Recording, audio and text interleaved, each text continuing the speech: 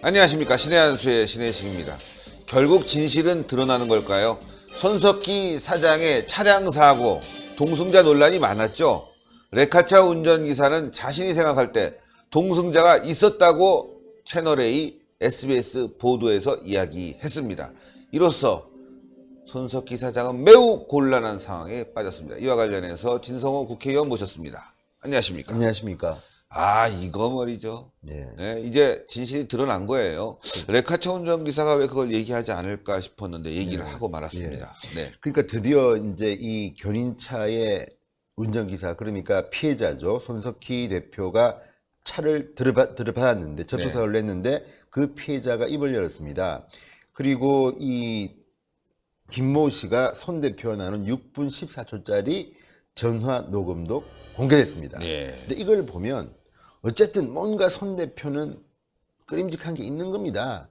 그러니까 이렇게 전화를 갖다 하는 것이고, 이 전화 녹음은 이 보도가 나오기 하루 전쯤에 녹음된 거라고 합니다. 네. 그러니까 자신에 대해서 취재가 시작되고 하니까 확인하기 위해서 아마 그런 거 아닌가 싶은데, 거기를 보면 이 피해 운전기사는 분명히 이야기합니다.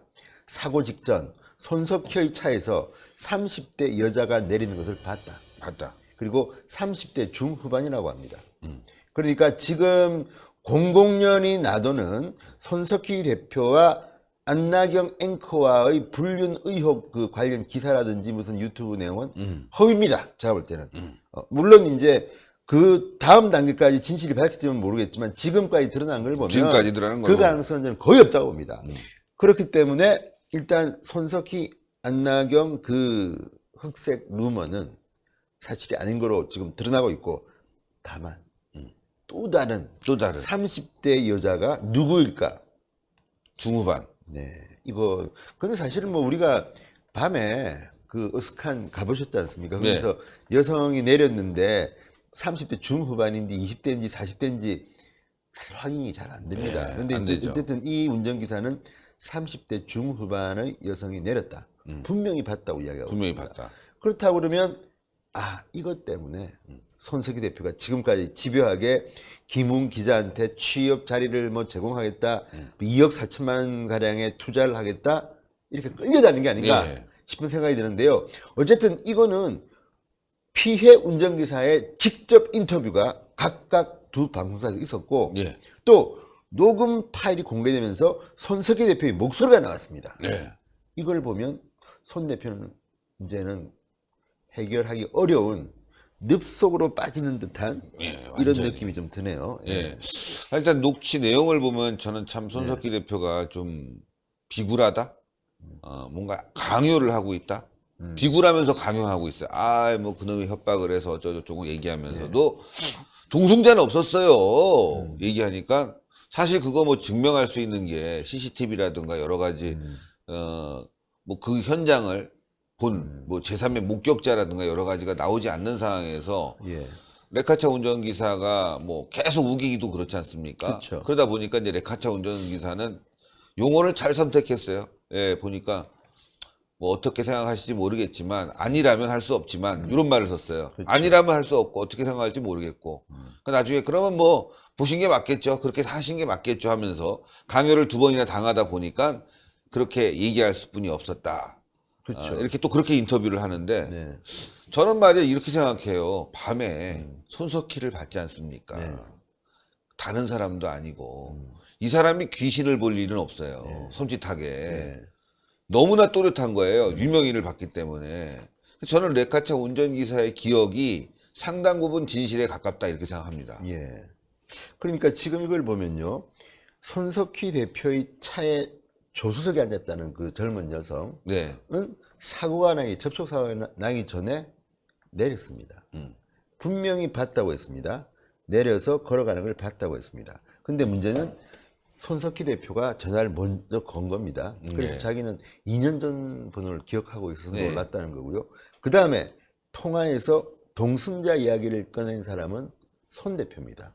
그렇죠. 먼저 물어봅니다.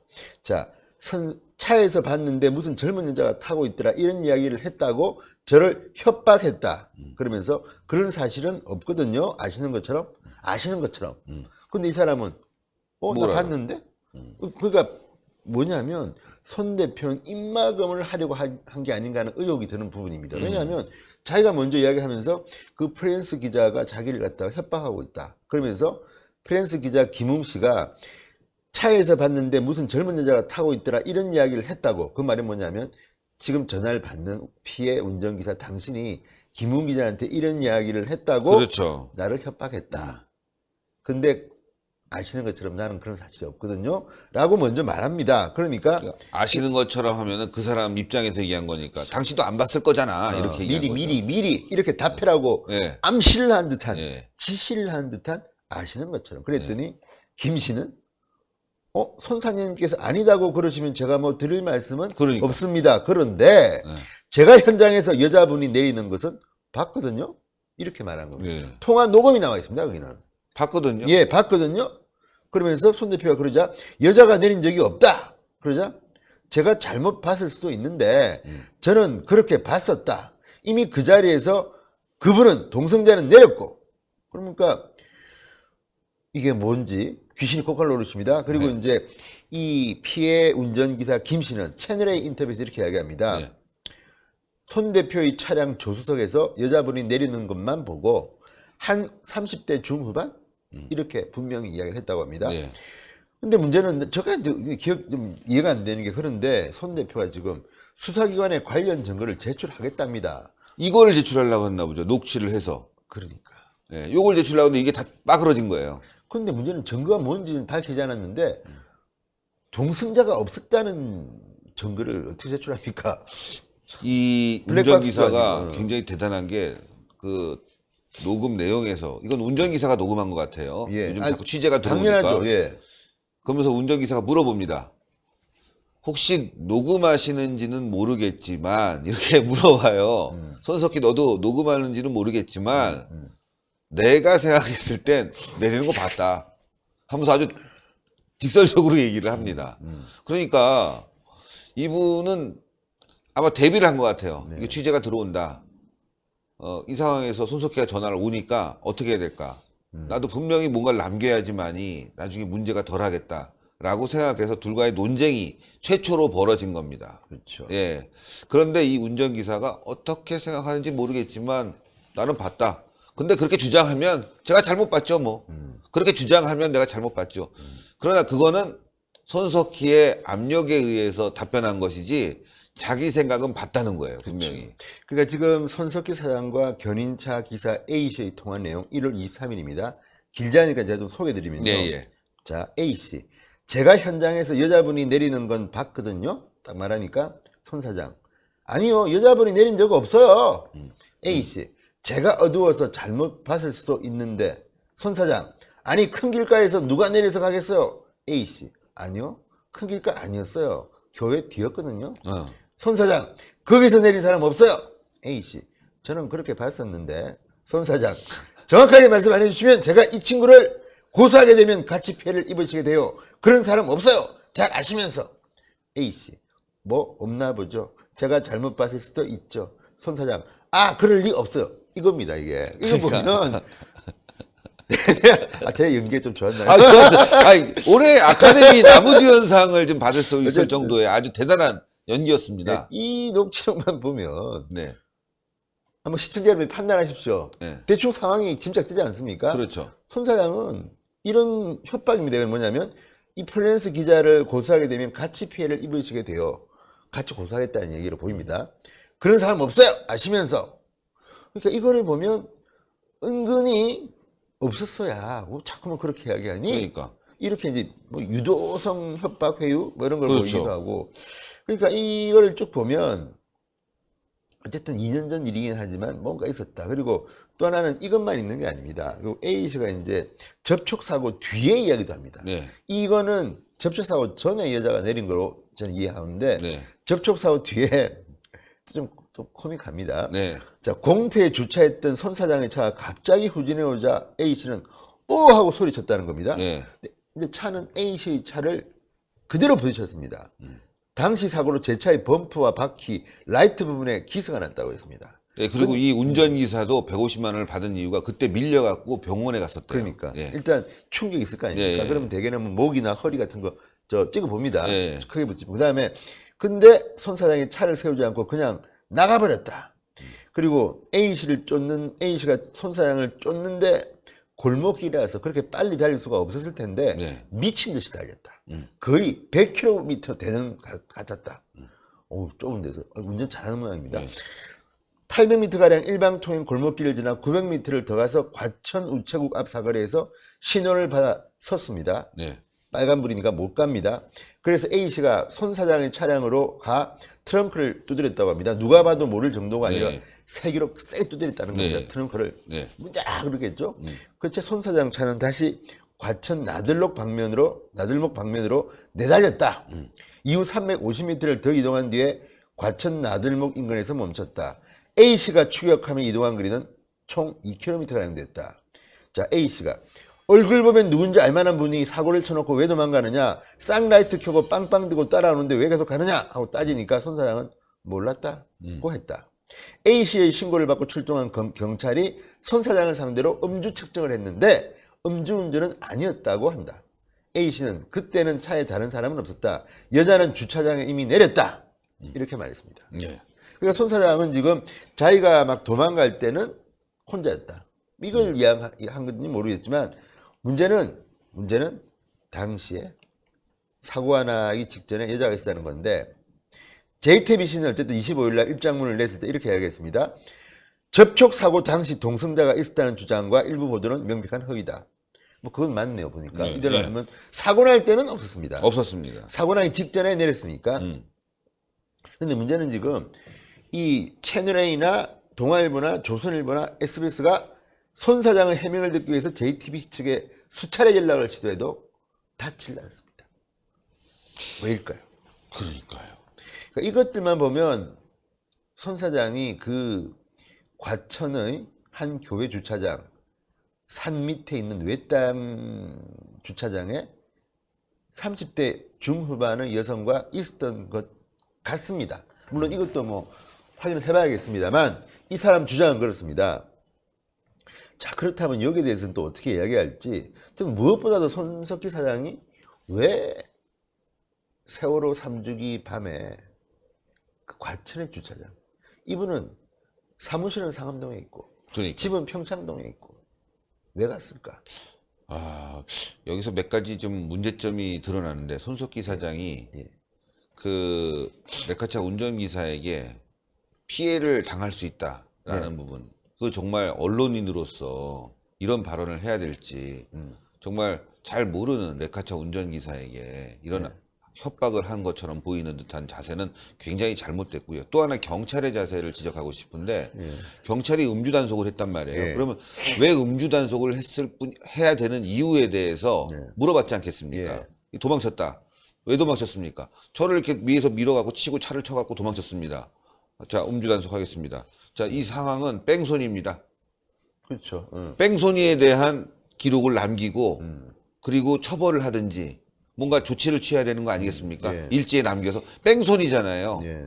아니 신호 위반하고 갔는데 그 신호 위반하고 했다고 해서 아무도 다친 사람도 없고 문제가 없었다고 해서 처벌 안 받는 게 아니지 않습니까? 신호 위반은 위반대로 처벌하는 거잖아요. 어쨌건 예. 이거 뺑소니도 마찬가지로 사람을 밀었어요. 일단 사람을 치고 거기서 조치 없이 달아난 거니까 그걸 얘기했으니까 당연히 음주 단속을 했을 것이고 그냥 보냈다. 이거는 뭔가 이거 자유한국당이 좀 조사를 해봐야 됩니다. 그날 무슨 일이 있었는지 경찰은 분명히 일지를 적었을 텐데 손석희 사장이 이런 일로 일지를 적었다고 한다면 담당 경찰서에서 옛날에 그 사회부에서 근무하셨잖아요. 그러면 지금- 당연히 취재가 되죠. 근데 일단 문제는 지금 그 기록이 없답니다. 그러니까 이게 뭔가 압력에 의해서 지워진 거 아니냐 이것까지 좀 조사를 해야 될 것 같아요. 이게 단순한 일이 아닌데요. 사건 내용을 보니까. 이 사람의 이 피해 운전기사에 따르면 무조건 그 당시에 음주 측정까지 했었다는 거고요. 또 이제 그 통화 내용을 보면 뭐 손석희 사장의 어떤 반론권 차에서 몇 개를 소개하는데 이것도 참 웃깁니다. 어떤 내용이냐면 자, 이 통화 6분여 동안의 통화에 보면 손석희 대표의 해명이 나옵니다. 그중에 특히 재밌는 게 A씨가 손 사장의 차량을 쫓아가고 트렁크를 때리고 뭐 한데 뭐 거의 100km로 미친 듯이 도망가더라고 이제 증언을 합니다. 그런데 이 통화 녹음에는 또 재밌습니다. 아니 A 운전기사가 2km 넘게 손 사장을 추격했다. 그러니까 손 사장이 몰랐다. 그러고 왔는데 재밌는 게 제가 사실은 XX가 급했다. 소변마려웠다. 뭐 그런 것 같아요. 그죠? 해명을 했습니다. 그러니까 용변이 급해서 뭐 두드리고 뭐 뒤에서 쫓아오고 쌍라이트 켜고도 모르고 미친 짓 했다는 건데 아무리 그렇지만 이게 해명이 되겠습니까? 거기서 평창동까지 미친 듯이 달려야 됩니까? 그 주변에 화장실도 많은데. 제가 거기 가봤지 않습니까? 밤이면은 편의점도 주변에 많고, 소변을, 용변을 볼 때가 꽤 있습니다. 예. 그러니까 이걸 보면 뭐 좀 웃어야 될지 울어야 될지 좀 너무 변명. 예, 조금 예. 좀 그렇습니다. 그리고 그렇죠. 또 재밌는 거는 이제 그 손석희 씨에 대해서 이제 논란을 제기했던 김웅 기자가 또 한마디 했습니다. 네. 손석희 대표이사에게 폭행을 당했다고 주장하는 프랜스 기자 김웅 기자가 입장문을 냈습니다. 네. 입장문에서 저를 파렴치한 인간으로 매도했던 바로 그 뉴스룸 앵커 브리핑에서 폭행 사실을 인정하고 사과하면 모든 것을 용서하겠다. 조롱하는 겁니까? 조롱이죠. 예. 이 김웅 기자가 말이죠. 간단한 사람이 아니에요. 지금 거기서 자신의 해명을 늘어놓아서 문제가 되고 있지 않습니까? 공용성이 맞느냐. 근데 또 방심위에 제소했다고. 그렇죠. 예. 또 나가서 죄송하다고 하는 건 또 맞느냐. 그럼 그 자리에 쓸 수가 없는 거예요. 손석희라는 사람은. 그렇죠. 예. 따로 개인 성명을 발표하고 그렇죠. 그걸 갖다가 뭐 뉴스룸이든 뭐 다른 뉴스 데스크든 그냥 보도를 하면 됩니다. 그렇죠. 왜 자기가 앵커인데 거기 나와서 내가 잘못한 거 없거든? 이렇게 하면 안 되는 거 아니에요? 그러니까 김웅 기자는 그걸 잘 알고 있는 거죠. 너 사과 못 할 거다. 그런 식으로. KBS 기자를 했으니까 알겠죠. 이야, 이 손석희 대표가 김웅이라는 사람 만나서 아주 그냥 쪽을 못 쓰는군요. 네. 네. 그리고 여기 또 한마디 더 합니다. 스튜디오에서는 당신이 제왕일지 몰라도 현장에서는 후배 취재 기자들의 예봉을 당해낼 수 없다. 야, 당신이 일으킨 모든 사건은 스튜디오 밖에서 발생했다는 사실을 기억하라. 말 잘합니다. 좀 하는데? 이거 좀 글이 되는데요, 이거. 예, 아주 그 날카로운데 김웅 기자 혼자 할까라는 생각까지 듭니다. 또 그다음에 또 하나 합니다. 이 사람이 그 간단치 않습니다. 간단치 않습니다. 우리 사회 보수의 가치가 그러하듯이 진보의 가치 또한 뉴스 앵커 한 명에게 의존하지 않는다. 따라서 당신 하나로 인해 탁해져서도 안 된다. 그 마지막으로 이 말은 조금 더 심하네. 구순 노모 건강 잘 지키라. 그러니까 손석희는 취재할 때 젊은 여성이 있었냐고 하니까 구순 노무라고 했으니까 그렇게 조롱을 갖다가 끼워놨는데 그러네요. 이 글만 보면 우리 사회 보수의 가치가 그러하듯이 진보도 한 명으로 이루어지지 않는다. 너 없다고 진보가 망하는 거 아니니까 빨리 내려와. 이 얘기 아닙니까? 이야, 무섭습니다. 당신 하나로 인해서 탁해져서도 안 된다. 무섭다. 아우, 끝났습니다, 손석희. 셉니다. 예. 이 사람이 앵커 되는 거 아닌가 싶네요. 언젠가는. 그럴 수 있겠습니다. 예. 네. 어쨌든 또 하나 우리가 또 그 JTBC가 어젠가요? 그 안나경 앵커와 손석희 대표를 엮는 그런 이제 뭐 매체나 개인에 대해서 네. 그 강하게 대응하겠다, 법적 대응하겠다고 네. 밝혔기 때문에 지금 좀 말도 안 되는 거 올리신 분들 내려주세요. 네, 한마디 내리고. 드립니다. 예. 또 하나 저는 또 덧붙여서 말씀드리고 싶은 거는 이건 안나경 문제입니다. 왜 JTBC가 나서서 이렇게 안나경을 또 보호하려고 합니까? 안나경이 개인적으로 성명을 내서 이건 자제를 부탁해야 되는데 도대체 안나경의 일을 왜 JTBC가 또 손석희의 이 문제를 JTBC가 사내에서 돈까지 주면서 말이죠. 자리까지 주면서 이렇게 막으려고 했는지 JTBC의 도덕성을 의심하게 됩니다. 네.